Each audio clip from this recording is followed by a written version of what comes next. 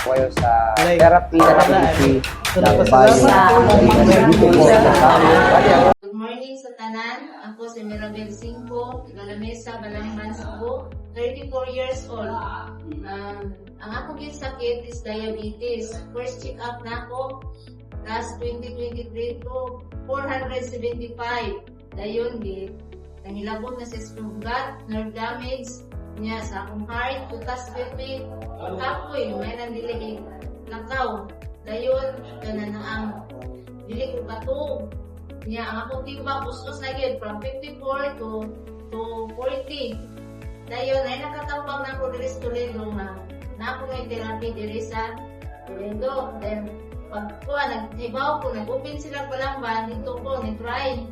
Pag last na po nga check up, ang akong sugar is 130. No, to ni-try ko sa therapy for 4 days, nag-check ko usap, naka-95 ko.